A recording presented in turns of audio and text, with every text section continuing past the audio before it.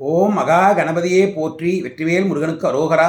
இந்த பதிவில் நம்ம எல்லோரும் கந்தர் அனுபதியினுடைய முதல் பாடல் ஆடும் பரிவேல் என்று தொடங்குகின்ற பாடல். இந்த பாடல் முழுக்க முழுக்க மந்திரம். ஆகவே மிக மிக சிறப்பு வாய்ந்த பாடல். இந்த பாடல் மூலமாக நம்ம வேலும் மயிலும் துணை என்கின்ற மகா மந்திரத்தின் பெருமையை, பொருளை உணர்ந்து கொள்ளலாம். அதனால் நாம் அடையும் பலன் என்ன என்பதையும் தெரிந்து கொள்ளலாம். அவ்வளோ சிறப்பு வாய்ந்த பாடல்.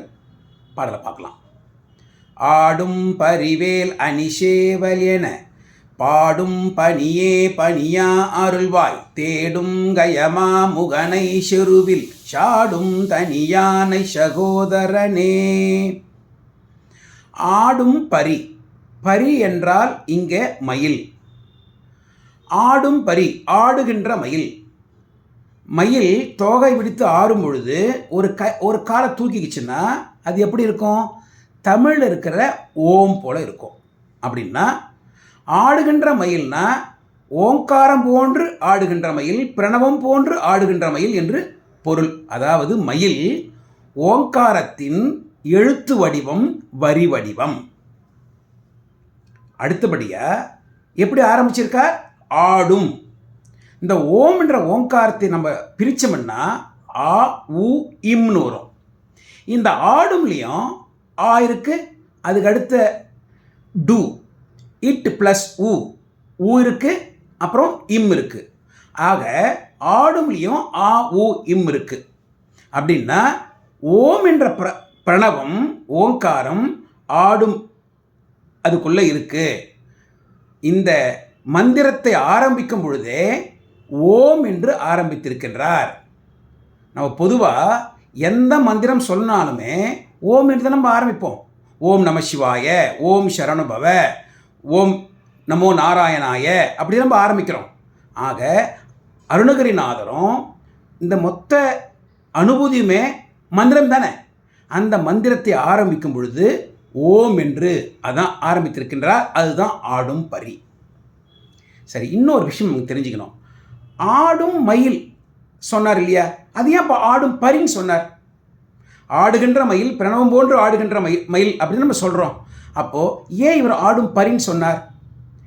தமிழ் இலக்கணத்தில் ஆடும் கூட்டல் மயில்னு இருந்ததுன்னா அதை நம்ம சேர்த்து இலக்கணம் சேரும் பொழுது ஆடு மயில்னு ஆகிடும். எல்லாருக்கும் தெரிஞ்சிருக்கும் இது. அப்போ இது ஆடு மயில்னு ஆயிடுச்சுன்னா இம் போயிடுது, ஆடு தான் இருக்குது, அப்போ ஓம் வராது. ஆகவே அருணகிரிநாதர் ஆடும் பரி அப்படின்னு ஆரம்பிச்சிருக்கார். ஆக ஓங்காரத்தை கொண்டு இந்த பாடலை ஆரம்பிச்சிருக்கார், மந்திரத்தை ஆரம்பித்திருக்கார். அடுத்தது வேல். வேல் என்றால் ஞானம், வேல் என்றால் அருள். அடுத்தது அணி சேவல், அழகான சேவல். சேவல் கூவும்போது எப்படி கூவும்? கொக்கரக்கோ, கோ, ஓ, ஓம். அதாவது சேவல் ஓங்காரத்தின், பிரணவத்தின் ஒளி வடிவம், நாதம். மயில் வரி வடிவம், எழுத்து வடிவம் சொன்னோம். சேவல் நாதம் சொல்கிறோம். அப்படின்னா இது ரெண்டும் சேர்ந்து ஓங்காரத்தின் விந்துவாகவும் நாதமாகவும் திகழ்கின்றன. இது நம்ம தெரிஞ்சுக்கணும். மயிலும் சேவலும் சேர்ந்து ஓங்காரத்தினுடைய முழு வடிவம். இந்த ஓங்காரத்தை நாம் முழுமையாக புரிந்து கொள்ள வேண்டும், தெரிந்து கொள்ள வேண்டும். அப்படி தெரிந்தினாதான் நாம் இறைவனை சேர முடியும். அது தெரியாததுனால தானே நம்ம பிரம்மாவை சிறையில் போட்டார். அதற்கு நமக்கு என்ன வேணும்? ஞானம் வேண்டும். ஞானமுக்கு வரணும்னா நமது அஞ்ஞானம் நம்மை விட்டு ஓட வேண்டும். வேல் என்ன பண்ணும்? வேல் என்றால் ஞானம், வேல் என்றால் அருள்.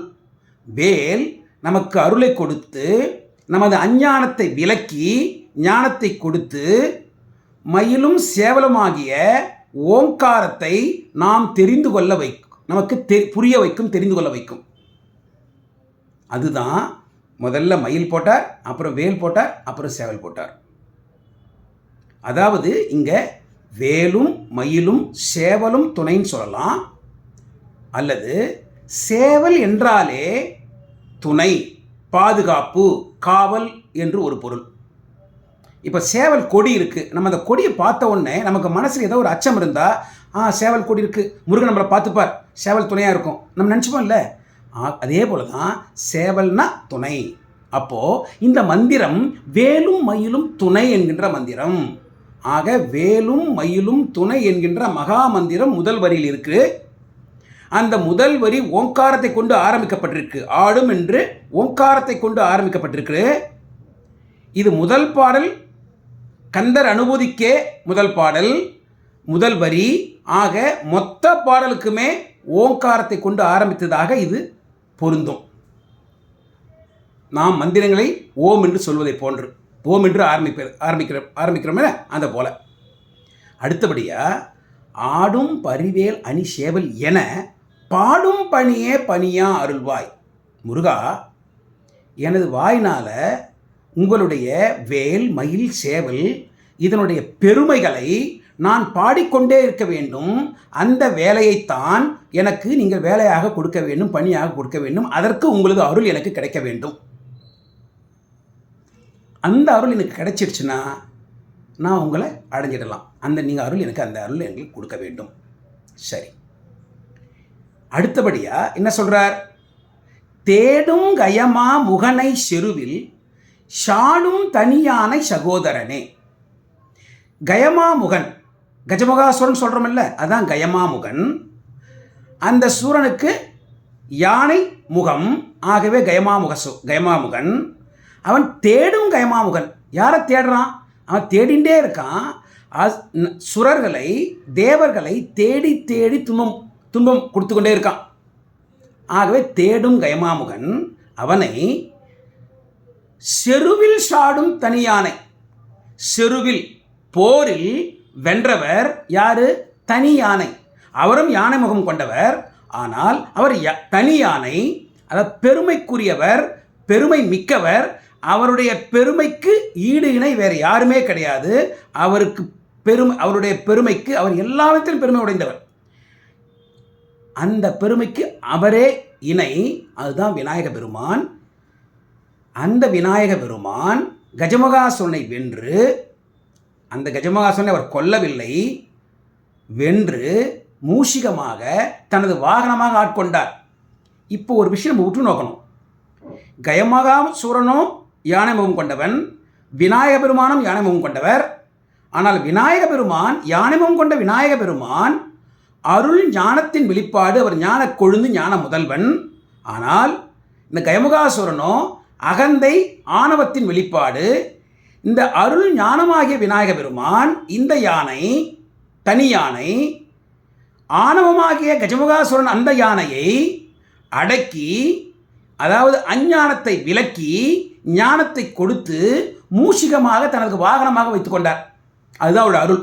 அஞ்ஞானத்தை விலக்கி ஞானத்தை கொடுத்தவர். அதே போல முருகனும்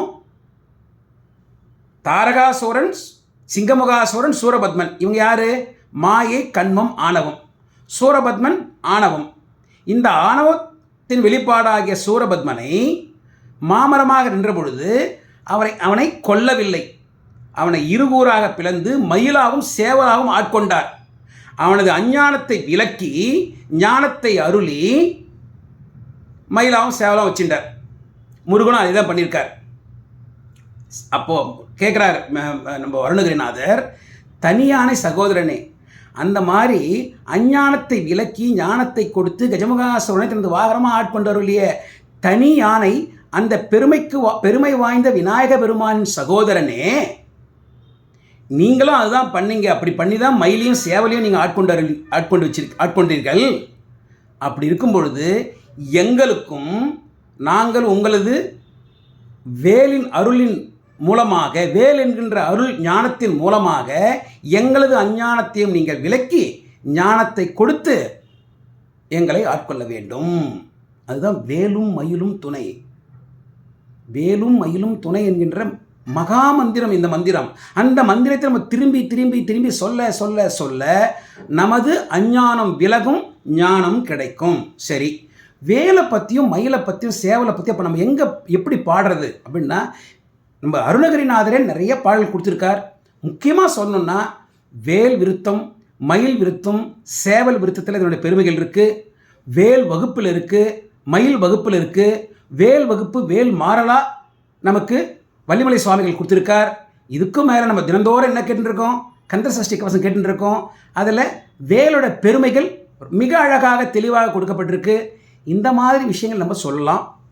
இதெல்லாம் கஷ்டம் அப்படின்னு நம்ம நினச்சோம்னா சுலபமாக வேலும் மயிலும் சேவலும் துணை அல்லது வேலும் மயிலும் துணைன்னு தொடர்ந்து சொல்லலாம். இதுவும் கஷ்டம்னா நம்ம முருகனை தினந்தோறும் வணங்கும் பொழுது குறைஞ்சபட்சம் வேல் முருகா, மயில் வாகனா, சேவர் கொடியோனே என்ற அவருடைய திருநாமங்களை வேலையும் மயிலையும் சேவலையும் சேர்த்து வச்சு சொல்லி அவரை வணங்கினாலே நமக்கு போதுமானது. ஆனால் தொடர்ந்து வணங்க வேண்டும். அப்படி தொடர்ந்து வணங்கும் பொழுது முருகக் கடவுள் நமக்கு நமது அஞ்ஞானத்தை விலக்கி ஞானத்தை கொடுத்து அருள் செய்வார் என்பதில் எந்தவித சந்தேகமும் இல்லை. அதுதான் இந்த பாடலினுடைய மிக உன்னதமான கருத்து. வேலும் மயிலும் துணை, வேலும் மயிலும் சேவலும் துணை. இது நமது அஞ்ஞானத்தை நீக்கி ஞானத்தை கொடுக்கும். மறுபடியும் பாடலை பார்க்கலாம். ஆடும் பரிவேல் அணிசேவல் என பாடும் பணியே பணியா அருள்வாய், தேடும் கயமா முகனை செருவில் சாடும் தனியானை சகோதரனே. வெற்றிவேல் முருகனுக்கு அரோகரா. தவறாமல் கருத்துக்களை அந்த கமெண்ட் செக்ஷனில் பதிவு பண்ணுங்கள். வெற்றிவேல் முருகனுக்கு அரோகரா. ஓம் சரவண பவ.